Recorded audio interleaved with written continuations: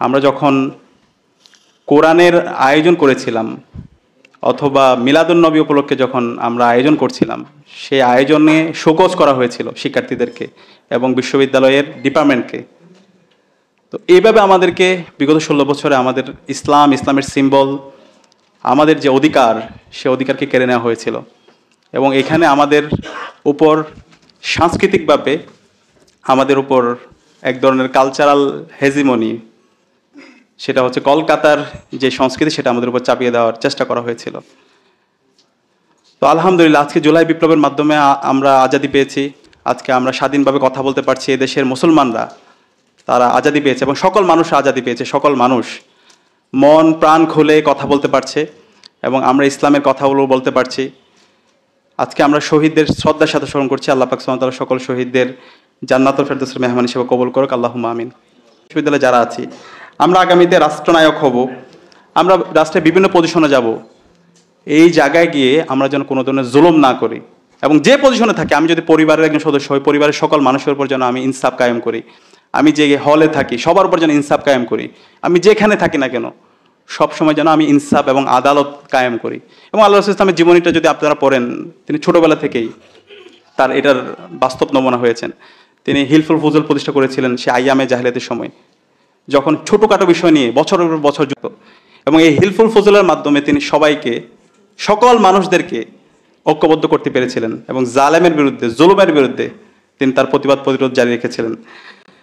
এরপর আল্লাহ রাসূল সাল্লাল্লাহু আলাইহি সাল্লামের যদি আমরা জীবনে দেখি, তিনি ঐক্য এবং ভ্রাতৃত্বের অনন্য প্রতীক ছিল। আমরা যদি আল্লাহ রাসূল সাল্লাল্লাহু আলাইহি সাল্লামের সিরা পড়ি, রাসূল সাল্লাল্লাহু আলাইহি সিরার মধ্যে আমাদের সব কিছুই আছে। আল্লাহ তাআলা কোরআনের মধ্যে বলেছেন, লাকাদ কানা লাকুম ফি রাসূলিল্লাহি উসওয়াতুন হাসানাহ, তোমাদের জন্য আল্লাহ রাসূল সাল্লাল্লাহু আলাইহি সাল্লামের মাঝে রয়েছে সর্বোত্তম অনুকরণীয় আদর্শ। আমাদের ব্যক্তিগত জীবন, সমাজ জীবন, রাষ্ট্রীয় জীবন, সব জীবন, প্রত্যেকটা কথা আল্লাহ রাসূল সাল্লামের জীবনীর মধ্যে আমরা খুঁজে পাই। আমরা যদি আল্লাহ রাসূল সাল্লাল্লাহু আলাইহি সাল্লামের জীবনী দেখি, তিনি সবচেয়ে বেশি ফোকাস করেছেন জ্ঞান অর্জনের প্রতি।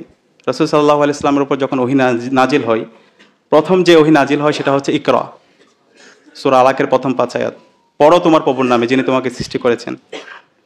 এবং আমরা দেখতে পাই ইসলামের ইতিহাসে যে প্রথম যুদ্ধ, বদরের যুদ্ধ, সেই বদরের যুদ্ধে যে বন্দীদেরকে রাখা হয়েছিল, বন্দীদেরকে যখন মুক্তি দেওয়া হয়, যারা মুসলমানদেরকে, যে সমস্ত বন্দীরা শিক্ষা দিচ্ছিল, তাদেরকে সবার আগে মুক্তি দেওয়া হয়। এবং আমরা যে দোয়া পড়ি, আল্লাহ রাসূল ইসলাম আমাদেরকে যে দোয়া শিখিয়েছেন, সে দোয়ার মধ্যে আমরা যদি একটি দোয়া সবসময় পড়ি, আল্লাহুম্মা ইন্নী আসআলুকা ইলমান নাফিয়া ওয়া রিজকান তাইয়্যিবা ওয়া আমালান মুতাকাব্বালা, আমাদেরকে এমন দোয়া শিখিয়ে গেছেন যে এলমটা মানুষের উপকারের কারণ হয়। তো আমরা যারা বিশ্ববিদ্যালয়ের শিক্ষার্থী আছে, এখান থেকে আমাদের অনেক বড় শিক্ষা আছে। আমরা যে পড়াশোনা করছি, আমরা যে ঢাকা বিশ্ববিদ্যালয়ে পড়াশোনা করছি, আল্লাহ তাআলা আমাদেরকে এত বড় একটা প্রতিষ্ঠানে পড়াশোনার সুযোগ করে দিয়েছে। আমাদের এই এলম, আমাদের এই জ্ঞান অর্জন যেন সমাজের কল্যাণের কারণ হয়, উপকারী জ্ঞান। আমরা দেখতে পাই আমরা অনেকে শিক্ষিত হই, অনেক বড় বড় জায়গায় যাই, কিন্তু আমাদের এই এলমটা মানুষের উপকারের কারণ হয় না, মানুষের অভিশাপের কারণ হয়। তো এখান থেকে শিক্ষা হচ্ছে, আমরা যে জ্ঞান অর্জন করবো, আমরা সবাই চাকরি বাকরি করব, সবাই বিভিন্ন পজিশনে যাব, কিন্তু আমাদের নিয়তটা যেন সহি থাকে। আমি যে পজিশনে যাই না কেন, সেই পজিশনে গিয়ে যেন আমি সমাজের সোর্স অফ বেনিফিটের কারণ হই, কল্যাণের কারণ হই, আমার মাধ্যমে কোনো যেন অকল্যাণ না হয়। সেই ধরনের শিক্ষা আল্লাহ রাসূল ইসলামের সিরাত থেকে আমরা পাই। দ্বিতীয়ত, আমরা দেখতে পাই আল্লাহ রাসূল ইসলামের পুরো জীবন জুড়ে তিনি ইনসাফ এবং আদালতের কথা বলে গিয়েছেন। আল্লাহ রাসূল ইসলামের কাছে একটা সুপারিশ আসছিল একজনের ব্যাপারে, যে বলা হচ্ছিল একজন দোষী মহিলা, তাকে ক্ষমা করার ব্যাপারে সুপারিশ আসছিল। হ্যাঁ, তখন আল্লাহ রাসূল সাল্লাল্লাহু আলাইহি ওয়াসাল্লাম বলছিলেন, আমার মেয়ে ফাতেমা যদি এই সুপারিশ করে, আমি তার হাত কেটে ফেলবো। এই ধরনের ইনসাফ এবং আদালতের ব্যাপারে তিনি স্ট্রিক্ট ছিলেন। তো আমাদের এখান থেকে শিক্ষা হচ্ছে, আমরা সবসময় ইনসাফ এবং আদালতের প্রশ্নে যেন সবসময় অটল থাকি, কারোর প্রতি কোনো জুলুম না করি, কোনো ধরনের যেন বৈষম্য না করি। সেটা হচ্ছে আল্লাহ রাসূল ইসলামের জীবন থেকে শিক্ষা। আমরা এখানে ঢাকা বিশ্ববিদ্যালয়ে যারা আছি, আমরা আগামীতে রাষ্ট্রনায়ক হব, আমরা রাষ্ট্রের বিভিন্ন পজিশনে যাব। এই জায়গায় গিয়ে আমরা যেন কোনো ধরনের জুলুম না করি এবং যে পজিশনে থাকি, আমি যদি পরিবারের একজন সদস্য হই, পরিবারের সকল মানুষের উপর যেন আমি ইনসাফ কায়েম করি। আমি যে হলে থাকি, সবার উপর যেন ইনসাফ কায়েম করি। আমি যেখানে থাকি না কেন, সবসময় যেন আমি ইনসাফ এবং আদালত কায়েম করি। এবং আল্লাহ রাসূল ইসলামের জীবনীটা যদি আপনারা পড়েন, তিনি ছোটোবেলা থেকেই তার এটার বাস্তব নমুনা হয়েছেন। তিনি হিলফুল ফুজুল প্রতিষ্ঠা করেছিলেন সে আইয়ামে জাহিলিয়াতের সময়, যখন ছোটোখাটো বিষয় নিয়ে বছরের পর বছর চলতে থাকতো।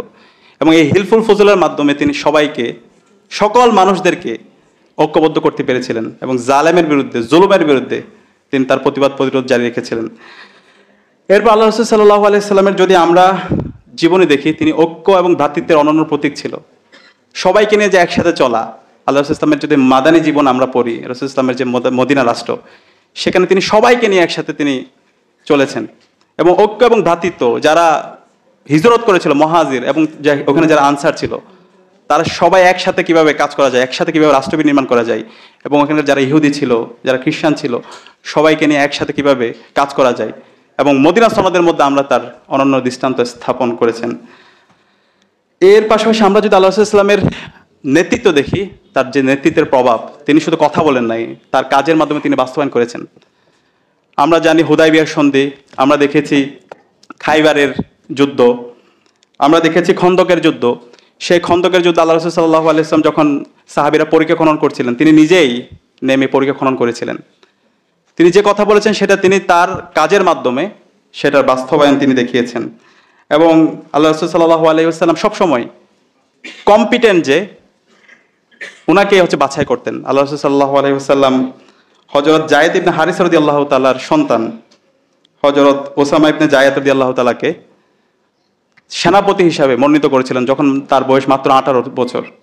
তো সবচেয়ে কম্পিটেন্ট লোকটাকে তিনি বাছাই করেছেন। তো এই জায়গায় আমরা যেন সবসময় ইনসাফ কায়েম করি, আমরা যেন সবসময় কম্পিটেন্ট লোকদেরকে বাছাই করি। এটা হচ্ছে আল্লাহ রাসূল ইসলামের জীবনী থেকে আমাদের শিক্ষা। এবং আমরা যে কথাগুলো বলি, সেই কথাগুলো যেন আমরা আমাদের কাজের মাধ্যমে আমরা আমাদের তার প্রতিচ্ছবি দেখতে পাই।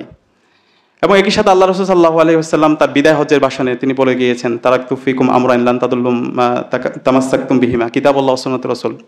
তিনি বলেছিলেন, আমি তোমাদের জন্য দুইটা জিনিস রেখে যাচ্ছি, তোমরা যতদিন পর্যন্ত এই দুইটা জিনিসকে শক্তভাবে আঁকড়ে ধরবে, তোমরা পথভ্রষ্ট হবে না। তা হচ্ছে কিতাবুল্লাহ, একটা হচ্ছে আল্লাহর কিতাব পবিত্র কোরআন, ওয়া সুন্নাতুর রাসূল, রাসূল ইসলামের সুন্নাহ। তো আজকে মুসলমানরা, আজকে আমরা সারা বিশ্বব্যাপী নির্যাতিত হচ্ছে, নিষ্পেষিত হচ্ছি। আজকে আমাদের উপর বিভিন্ন ধরনের সাপ্রেশন, অপারেশন, আমাদের মধ্যে বিভাজন, সেটার মূল কারণ হচ্ছে আমরা আমাদের কোরআন এবং হাদিস থেকে অনেক দূরে সরে গেছি। কোরআন এবং হাদিসের যে শিক্ষা, সেই শিক্ষা থেকে অনেক দূরে সরে গেছি। তো আমাদের এখন নতুনভাবে শপথবদ্ধ হতে হবে। কোরআন এবং হাদিসের যে শিক্ষা, সেই শিক্ষা আমাদের গ্রহণ করতে হবে। কোরআন এবং হাদিসের উপর আমাদের গভীর অধ্যয়ন থাকতে হবে এবং সে আলোকে আমাদের এই সমাজকে বিনির্মাণ করতে হবে। এবং সে আলোকে যদি আমরা আমাদের সমাজ বিনির্মাণ করতে পারি, তাহলে অবশ্যই ইনশাআল্লাহ আমরাই সারা বিশ্বব্যাপী আমরাই নেতৃত্ব দিতে পারবো ইনশাআল্লাহ। মুসলমানদের যে গ্লোরিয়াস পাস্ট ছিল, সেই হারানো অতীতকে আমরা আবার ফিরে নিয়ে আসতে পারবো এবং সারা বিশ্বব্যাপী আমরা ইনসাফ এবং আদালত কায়েম করতে পারবো। আল্লাহ পাক সুবহানাহু ওয়া তাআলা আমাদেরকে সেই যোগ্যতা এবং সক্ষমতা দান করুক। আসসালামু আলাইকুম ওয়া রাহমাতুল্লাহ। অসংখ্য ধন্যবাদ জানাচ্ছি ডাকসুর সম্মানিত